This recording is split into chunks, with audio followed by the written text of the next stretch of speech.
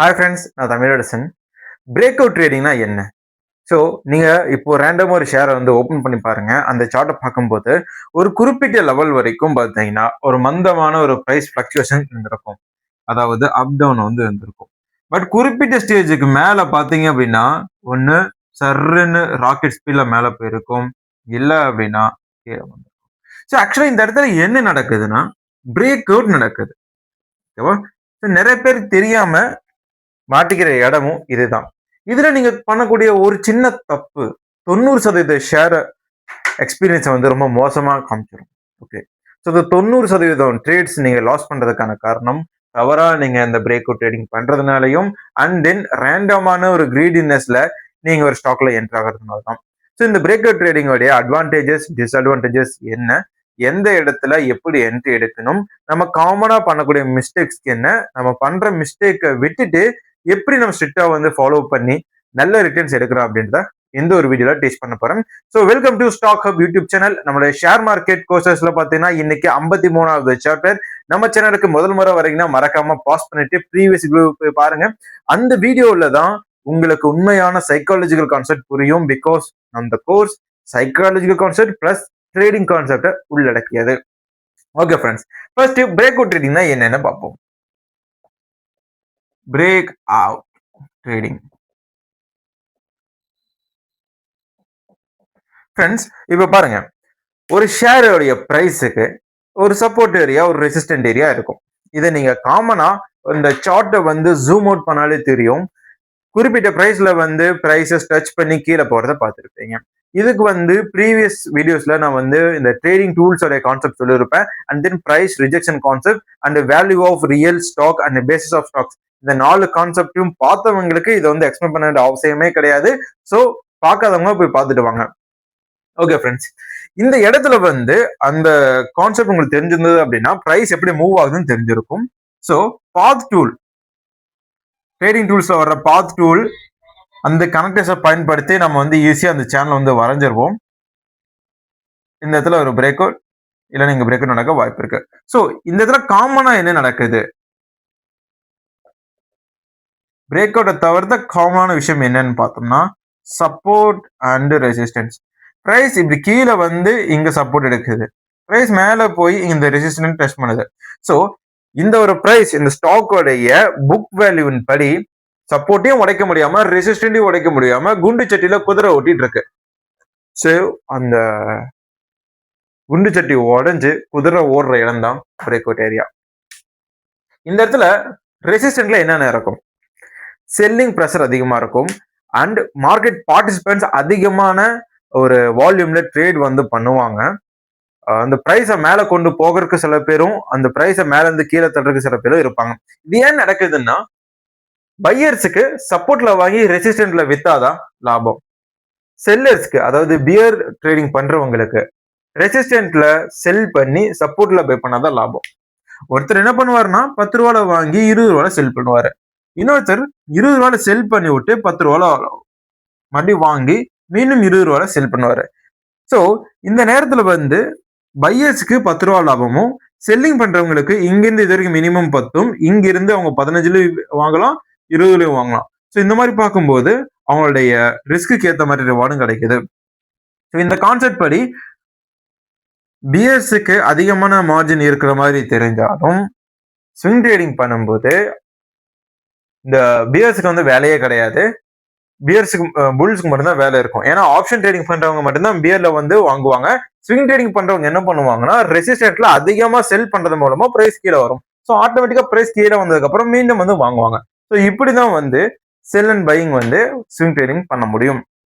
Okay friends, இந்த break out ட்ரேடிங்கோட concept உங்களுக்கு புரிஞ்சது இல்லையா? இந்த இடத்துலதான் பேட்டர்ன்ஸ் உள்ள வருது. இந்த பேட்டர்ன்ஸ் எப்படி டிராப் பண்ணணும் அப்படின்றதையும் நான் டீச் பண்ணியிருக்கேன், பார்க்காதவங்க பார்த்துருங்க. ஸோ இந்த இடத்துல வந்து பாத்தீங்கன்னா real value of money, PPM. So the value of the concept of RVM PPM வந்து நான் டீச் பண்ணியிருக்கேன். ஸோ இதை பாருங்க, கண்டிப்பா புரியும்.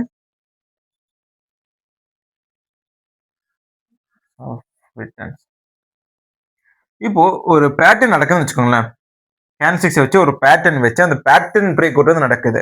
ஸோ இதுல கன்ஃபர்மேஷன் பார்க்கறதுக்கு நிறைய வழி இருக்கு. ஸோ இது பிகினிங்ன்றதுனால இந்த பிரேக் அவுட்டை பத்தி மட்டுமே நான் சொல்றேன். ஸோ இந்த பிரேக் அவுட் ட்ரேடிங்ல 90% பேர் நஷ்டம் அடைகிறாங்க. ஏன்னா தவறான முடிவுகளை எடுக்கும்போது. ஸோ பிரேக் அவுட் ட்ரேடிங்ல நமக்கு கிடைக்கிற கன்ஃபர்மேஷன் பார்த்தீங்க அப்படின்னா volume plus other indicators. RSI கூட இருக்கலாம், MACD இருக்கலாம். ஸோ இந்த MACD, RSI, வால்யூம் இந்த 3 பத்தின செப்பரேட் வீடியோ இருக்கு. அதை பார்த்தீங்கன்னா பிரேக் அவுட்ல எப்படி கன்ஃபர்மேஷன் வருது கண்டுபிடிக்குதுன்னு தெரிஞ்சுப்பீங்க. இருந்தாலும் சொல்றேன். ஸோ RSIல மொமெண்டம் அதிகமா இருக்கும்போது பிரேக் அவுட் வந்தது அப்படின்னா நம்ம என்ட்ரி எடுக்கலாம். ஸோ அதுல கேண்டில்ஸ்டிக்ஸ் ஃபார்மேஷன் இருக்கு. புல்லிஷ் கேண்டில்ஸ்டிக்ஸ் வந்துச்சு அப்படின்னாலும் நம்ம பை பண்ணலாம். ஸோ வாட் மிஸ்டேக்ஸ் அப்படின்னு பார்த்தோம்னா ஃபர்ஸ்ட் ஒன் வந்து urge of decision making. Friends, நீங்க வந்து டெய்லி கேண்டில்ஸ்டிக்ஸை யூஸ் பண்ணி ஒரு ட்ரேட் வந்து எடுக்க போறீங்க, ஓகேவா? ஸோ அந்த ட்ரேட் எடுக்கிறீங்க அப்படின்னா வெயிட் பண்ணணும். இன்னைக்கு வாங்கிட்டீங்க, 2% ஏறி இருக்கு, நாளைக்கு 3% இறங்குச்சு அப்படின்னா உடனே நமக்கு லாஸ் ஆகிடுச்சு அப்படின்னா அர்ஜா ரொம்ப அவசரப்படக்கூடாது. வெயிட் பண்ணணும், பொறுமையா வெயிட் பண்ணி ஸ்டாப் லாஸ் ஹிட் ஆகுதா, டார்கெட் ஹிட் ஆகுதா அப்படின்னு வெயிட் பண்ணி பார்த்துட்டு என்ட்ரி ஒரு எக்ஸிட் நம்ம வந்து பண்ணணும். அர்ஜே படக்கூடாது, ஓகேவா? போனா மணி போகும், வந்தா மணி வரும், வேற எதுவும் நடக்க போறது கிடையாது. ஸோ அந்த கான்செப்ட்ல இருங்க. நீங்க அவசரப்படுறதுனாலதான் 90% பீப்புள் வந்து லாபம் பண்ண வேண்டிய ட்ரேட்ல நஷ்டம் பண்ணிட்டு சுத்திட்டு இருக்காங்க. அண்ட்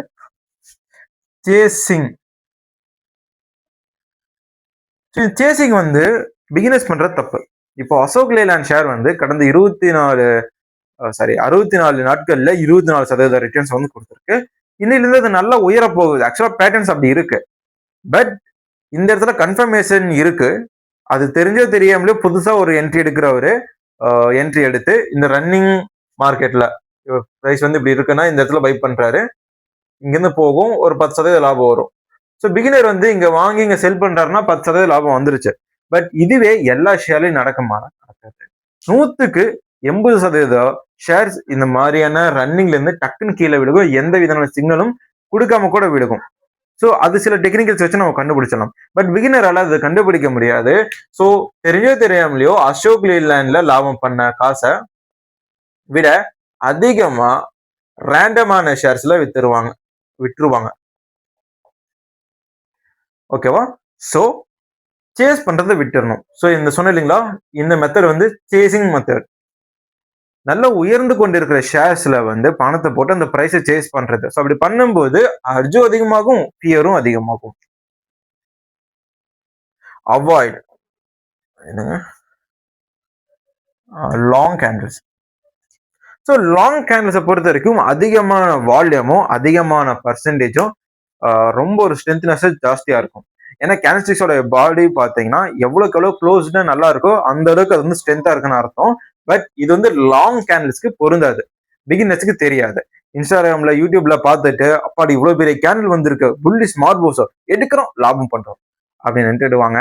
பட் தவறு எங்க நடக்குதுன்னா, இந்த மாதிரியான லாங் கேண்டில் நடக்கும்போது எண்ட் ஆஃப் தி மார்க்கெட்லயே மிகப்பெரிய இன்ஸ்டிடியூஷன்ஸ் வித்துட்டு போயிடுவாங்க. பெரிய பெரிய ஸ்விங் ட்ரேடர்ஸ் இல்ல ட்ரேடிங் பண்றவங்க, ஸ்கேல்பிங் பண்றவங்க வித்துட்டு போயிடுவாங்க. நீங்க அடுத்த நாள் போய் வாங்கினீங்கன்னா நீங்க தான் மாட்டுவீங்க. ஒண்ணு, இந்த லாங் கேண்டில் வந்த ஷேர் ஒரு 20 நாள் 30 நாள் ஏன் 2-3 மாசம் கன்சாலிடேஷனுக்குள்ள போகும். சில ஷேர்ஸ் அந்த ஸ்டாப் லாஸ் வந்து ஹிட் பண்ணி கீழே வந்துடும். So avoid long candles. Long candle வந்தா ஒரு அடி நீங்க பின்னாடி வந்துட்டு யோசிச்சு ஒரு 2-3 நாள் கழிச்சு கூட வாங்கலாம், தப்பே கிடையாது.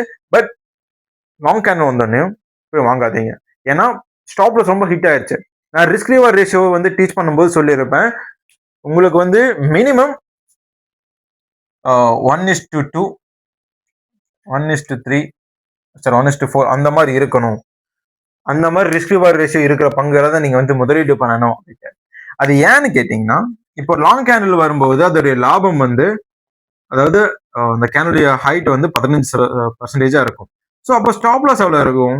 ஸ்டாப் லாஸ் 17% இருக்கும், ஓகேவா?